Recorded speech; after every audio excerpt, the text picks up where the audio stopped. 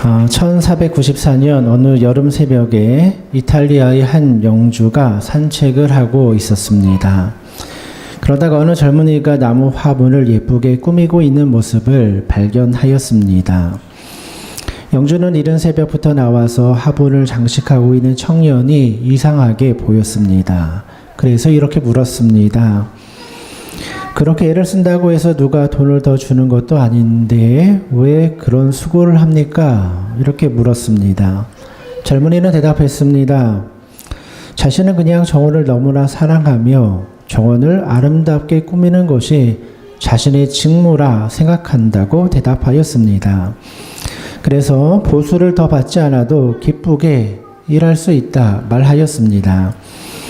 영주는 젊은이의 말을 듣고는 크게 감동을 받았습니다.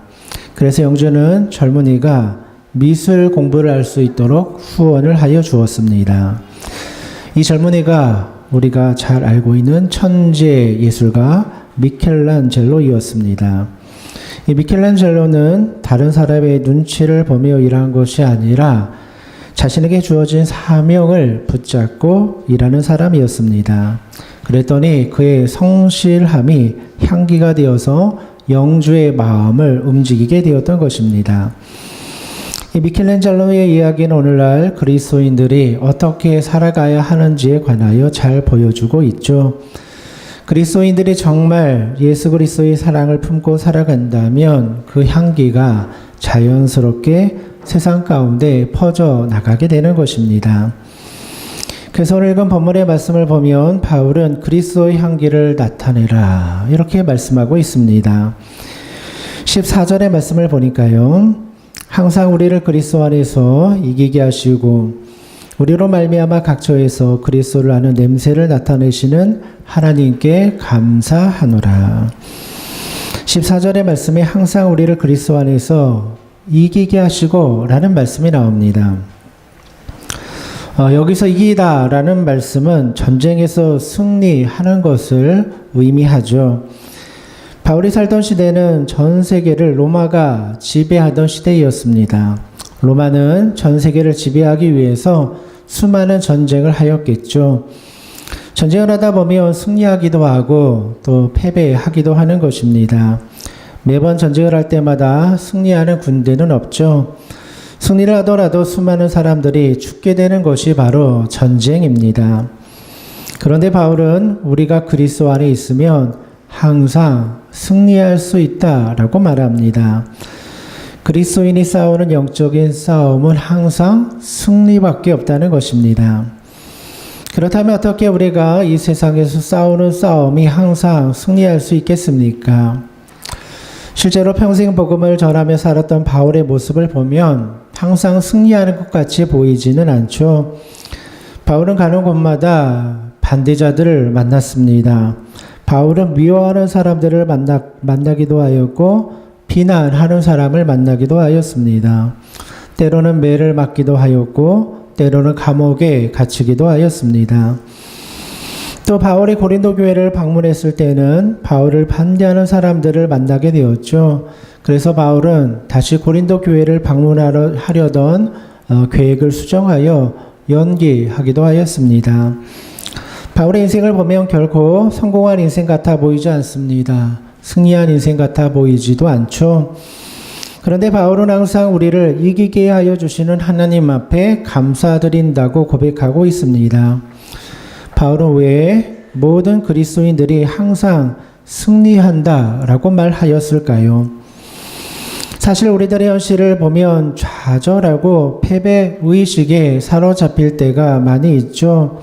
어려운 교회 현실을 볼 때 좌절하는 마음이 들기도 합니다. 소망이 보이지 않는 것처럼 그렇게 생각이 들 때도 있습니다. 바울도 매일같이 서로 싸우는 고린도 교회를 볼 때마다 얼마나 실망하고 마음이 아팠겠습니까?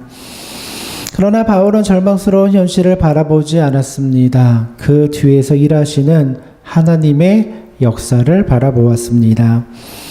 비록 지금은 고린도 교회가 서로 싸우고 분열하고 서로 상처를 주고 있지만 그 뒤에서 고린도 교회를 변화시켜 주시는 하나님의 역사를 바라보았던 것이죠. 그러니 바울은 항상 승리하게 해주시는 하나님, 항상 영적인 싸움에서 이기게 하여 주시는 하나님을 바라보고 있었던 것입니다. 하나님께서 우리에게 승리를 주신다 말씀하여 주시는 것은 완벽한 상황, 아무 문제가 없는 상황을 주신다고 말씀하는 것이 아니죠. 절망스러운 상황 속에서도 새로운 소망을 만들어 주시는 하나님을 바라보라고 권면하여 주는 것입니다. 14절의 말씀을 보면 그리스도 안에서라는 말씀이 나오죠. 우리가 어떠한 상황 속에서도 그리스도 안에 있는 것이 중요하다는 것입니다. 그러면 그리스도의 승리가 나의 승리가 되는 것이죠.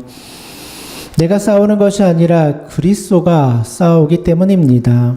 십자가에 달려 죽으신 예수 그리스도를 한번 생각해 보시기 바랍니다. 예수님께서 십자가에 죽으실 때 모든 사람들은 다 예수님께서 실패하였다고 생각하였습니다. 이제는 모든 것이 다 끝이라고 생각하였을 것입니다. 그러나 예수님께서는 십자가의 죽음을 이기시고 3일 만에 부활하셨죠. 이것이 바로 복음이라는 겁니다. 모든 사람들이 이제는 끝이다, 이제는 소망이 없다 말하는 그곳에서 새로운 소망을 만드시는 분이 바로 예수 그리스도라는 것입니다. 그러니 어려운 상황일수록 예수 그리스도를 바라보는 것이 중요하죠. 그리고 주님 안에서 세임과 위로를 받는 것이 중요합니다. 여러분의 마음이 답답하시다면, 여러분의 마음이 상처를 받으셨다면 주님 앞에 나아가 기도해야 하는 것입니다. 그러면 예수님께서는 여러분의 마음을 어루만져 주시고 새 소망을 허락하여 주시는 것이죠. 이것이 바로 부활의 능력이라는 것입니다.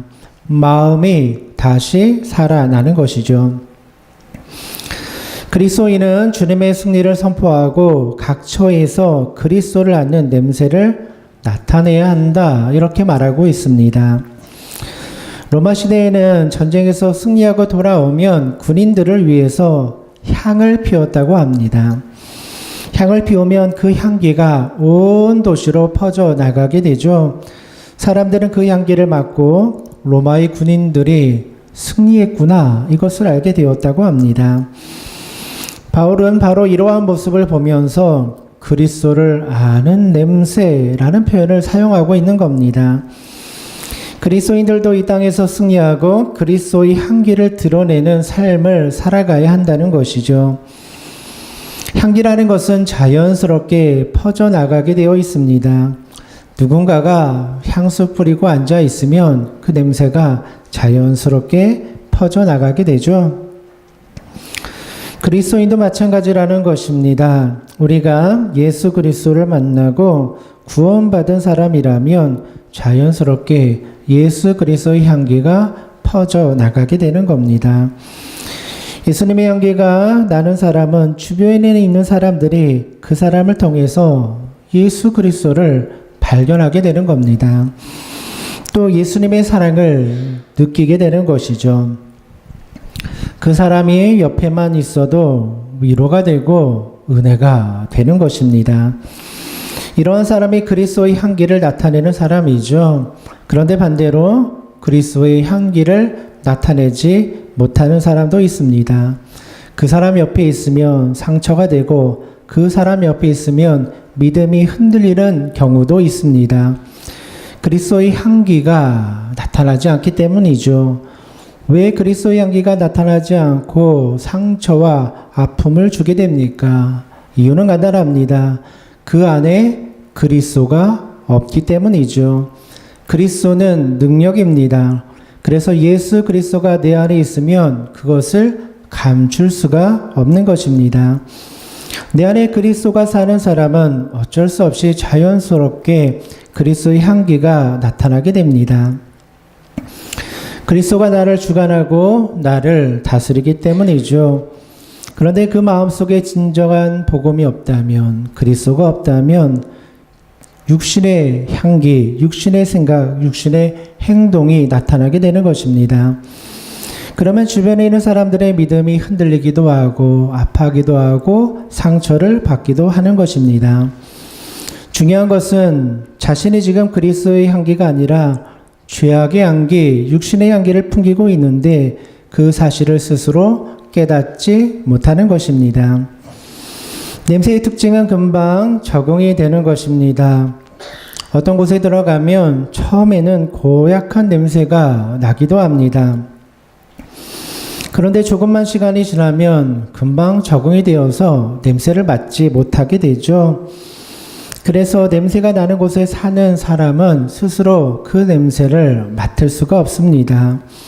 사람은 자신의 몸에서 나는 냄새를 맡을 수가 없죠. 이미 그 냄새에 적응해 버렸기 때문입니다. 내 안에서 그리스도의 향기가 나는지 아니면 죄악의 악취가 나는지 스스로는 잘 알 수가 없다는 것입니다. 이미 내 코는 마비가 되어서 적응이 되어 버렸기 때문이죠. 그래서 내 안에서 그리스도의 향기가 나오지 않는데 사람들은 그 사실을 모르고 계속 육신의 향기를 풍기며 살아갈 때도 있는 것입니다. 그래서 주님께서 말씀하시죠. 형제의 눈 속에 있는 티는 보고 내 눈 속에 있는 틀보는 보지 못한 사람들 말씀하고 있죠. 사람은 누구나 냄새에 적응해 버리기 때문에 내 안에서 나는 악취를 맡을 수가 없다는 것입니다. 대신에 다른 사람의 몸에서 나는 냄새는 잘 맡아서 공격도 하기도 하고 비난도 하죠. 우리는 다른 사람의 몸에서 무슨 향수가 나는지, 무슨 향수를 쓰는지 신경 쓸 필요가 없는 것입니다. 중요한 것은 내 안에서 무슨 향기가 나고 있는가, 이것이 중요한 것이죠. 모든 사람들이 다 내 안에서 나는 악취를 맡고 있는데 나만 모르고 살아간다면 어떻게 되겠습니까? 내 안에서 무슨 냄새가 나는지 돌아보는 거, 성경 이거 가르쳐서 회개라고 말하는 겁니다. 다른 사람의 냄새를 맡는 것이 아니라 내 안에서 풍겨나오는 냄새 맡는 거, 이게 회개입니다. 우리는 새로운 한 해를 맞이하면서 정말 하나님 앞에 회개할 것이 있다면 회개해야 합니다. 내 안에 풍기는 악취가 있다면 예수 그리스도의 향수를 뿌려서 바꾸어야 하는 것이죠. 그래야지만 내 안에 새 마음이 생겨나게 되는 것입니다. 교회도 진정한 회개가 필요합니다. 교회 안에 진정한 회개가 있어야지 교회도 새롭게 되는 것입니다. 왜 교회 안에 같은 문제가 반복이 됩니까? 진정한 회개가 없기 때문입니다. 다른 사람의 문제는 잘 보아도 내 스스로의 문제를 보지 못하기 때문에 문제는 반복이 되는 것입니다. 사도 바울은 그리스도의 향기가 곳곳에 퍼져 나갔다고 말합니다. 그리스도의 향기가 퍼져 나가는 교회에는 사람들이 찾아오겠죠. 그런데 교회 안에서 그리스도의 향기가 아니라 육신의 향기가 풍겨 나간다면 사람들은 실망하고 떠나게 되는 것입니다. 우리 성체교회가 그리스도의 향기가 나타난 교회가 되기를 위해서 기도해야 되는 것이죠. 그리스도의 향기를 나타내는 거 어려운 일 아니죠. 서로 싸우지 않고 사랑하는 교회, 그게 그리스도의 향기를 바라는 교회입니다. 고린도 교회처럼 파당을 나누고 서로 싸운다면 누가 그 교회를 찾아갈 수 있겠습니까? 저희 집 천장에는 벌집이 있습니다. 한 3, 4년 전부터 방 안에 벌들이 들어오기 시작했습니다. 처음에는 별것 아니라 생각했습니다. 그런데 시간이 지날수록 벌들이 점점 많이 들어오는 겁니다. 창밖을 내다보니까요, 천장 위에 작은 구멍이 하나 있었습니다. 그 안에 벌들이 들어와서 집을 짓고 살고 있는 겁니다. 벌들이 너무 많이 들어와서 한 3, 4년 참다가 그 구멍을 막아버렸습니다. 그러면 별들이 그 안에 있다가 나가지 못하고 들어오지 못하니까 다 죽겠지 이렇게 생각했습니다. 그런데 제 생각이 틀렸습니다. 벌들이 통로를 막아버리니까 그 많은 벌들이 다 방 안으로 들어오기 시작했습니다. 그런데 벌들의 숫자가 생각보다 많았습니다. 반나절이 지나니까요, 방 안에 수백 마리의 벌들이 차오르기 시작하는 겁니다. 깜짝 놀라서 난생 처음 119에 전화를 걸었습니다. 이 벌 좀 쫓아달라고. 소방관 아저씨들이 왔는데요. 방 안을 들여다보니 너무 벌들이 많아서 손을 쓸 수가 없는 거예요. 그래서 그 벌들을 잡아들이는 사람을 소개해 주고는 119 대원들도 그냥 돌아가는 거예요. 그날 큰일이죠. 방에 들어갈 수도 없는 상황인 거예요. 벌들이 방 안에 가득한 겁니다. 그래서 결국 벌들이 들어오는 통로, 막았던 통로를 임명규 장로님이 오셔가지고 막대기로 쳐내서 그 구멍을 다시 열어주셨습니다. 그랬더니 그 많은 벌들이 다시 구멍을 통해서 자기 집으로 돌아가는 거예요. 창문을 열고는 방 안에 들어왔던 벌들을 다 쫓아내고 겨우 그날 밤 방에서 잠을 잘 수가 있었습니다. 지금도 수천 마리의 벌들이 저희 집 천장에 살고 있어요. 더 많으면 수만 마리 될 수도 있을 것 같아요. 봄이면 시끄러워서 아침에 잠을 잘 수가 없습니다. 그래도 다행인 것은 말벌이 아니라 꿀벌들이라서 사람을 공격하지는 않습니다. 어떻게 꿀벌들이 수천 마리가 모여들게 되었을까요? 꿀벌들은 꽃의 향기를 맡고 모여들죠. 꽃향기가 있는 곳에 모여들고 꿀이 있는 곳에 모여들게 됩니다. 꽃의 향기가 있고 꿀의 향기가 나는 곳에 벌들이 모여 살게 되는 겁니다. 처음에는 몇 마리 아니었습니다. 수십 마리가 살았겠죠. 그런데 시간이 지나니까 수천 마리, 수만 마리의 벌들이 모여들기 시작하는 겁니다. 여러분, 향기가 나는 곳에는 벌들도 벌떼처럼 모여들게 됩니다. 어떤 교회가 부흥하는 교회가 되겠습니까? 그리스도의 향기가 나타나는 교회가 부흥하는 것입니다. 이상하게 그 교회에 가면 그 교회에 가고 싶은 마음, 그저 그리스도의 향기가 나는 교회입니다.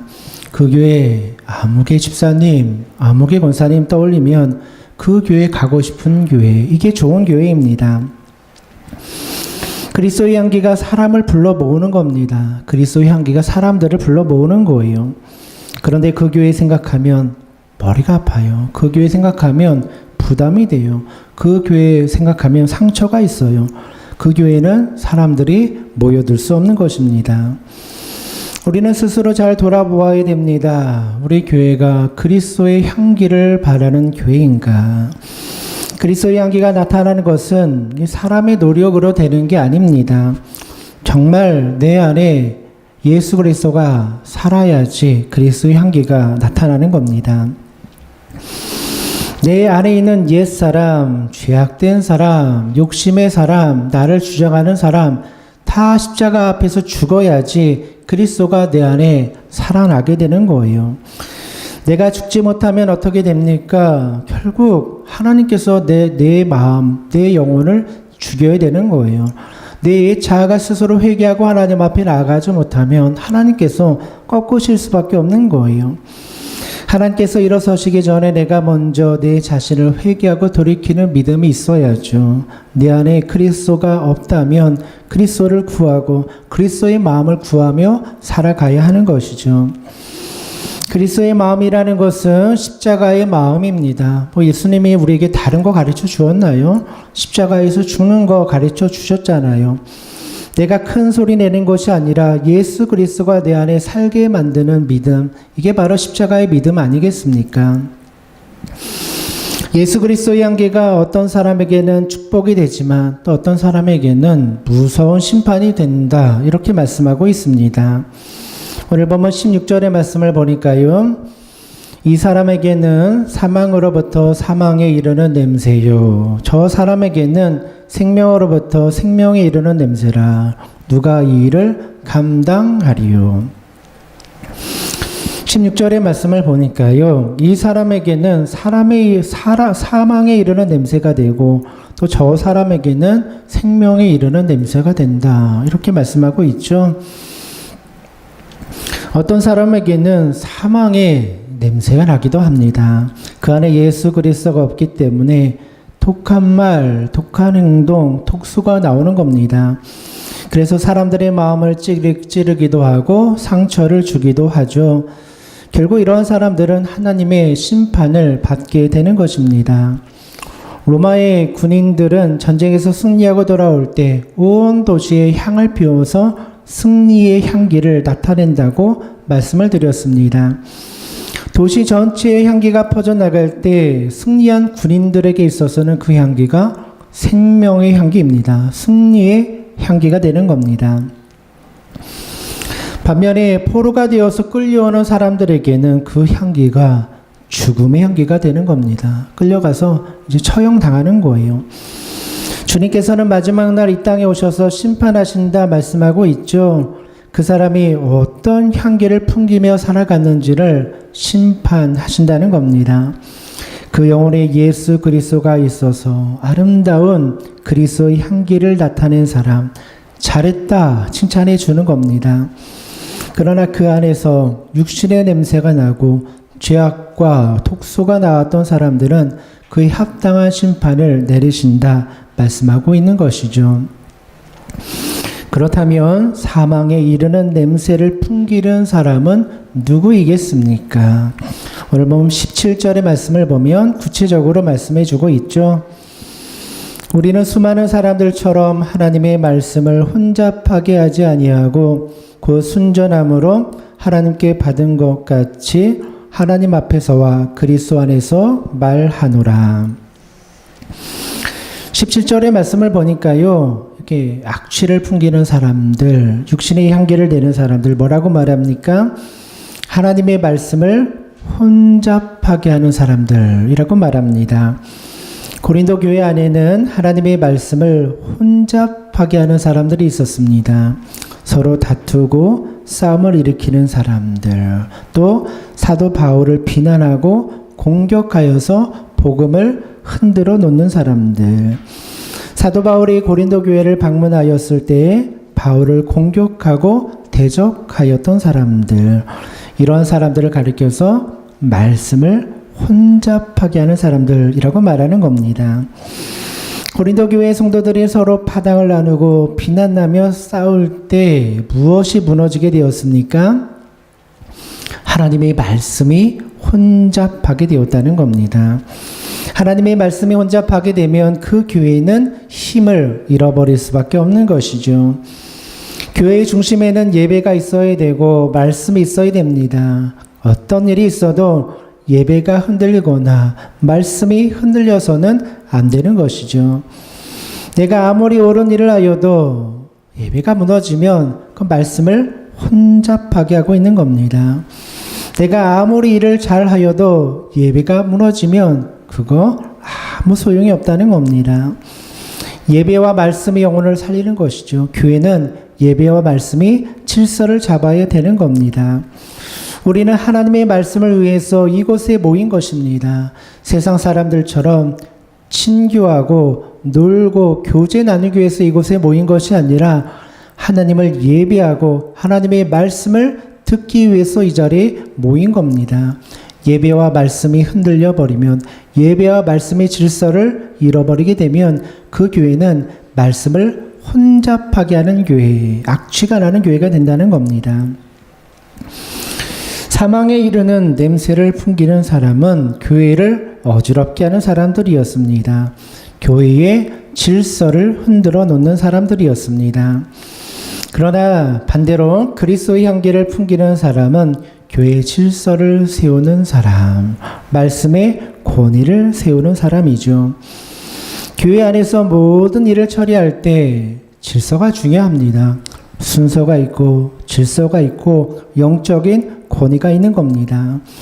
그런데 때로는 그 절차를 다 무시해버릴 때가 있는 거예요. 질서가 무너지는 거예요. 각 부서나 선교회에서 일할 때도 교회의 질서를 무너뜨리지 않도록 잘 해야 된다라는 거예요.